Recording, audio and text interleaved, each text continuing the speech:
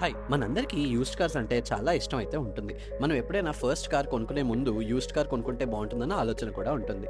Second hand car మనకి ఒక మంచి ఓనర్‌షిప్ ఫీలింగ్ ఎట్ అఫోర్డబుల్ రేంజ్‌కి ఇస్తుంది.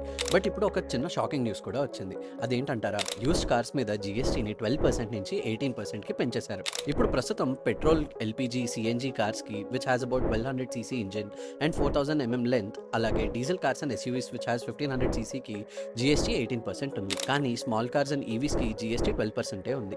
But that is about to change now. Small cars including ఈవీస్‌కి కూడా జీఎస్టీ 18%గా ఉండబోతోంది. మరి ఈ హైక్ వల్ల ఎవరు ఎక్కువ ఇంపాక్ట్ అవుతారు? ఇండివిడ్యువల్స్ మధ్య సేల్ ఆర్ పర్చేస్‌కి దీని మీద పెద్ద ఎఫెక్ట్ ఉండదు.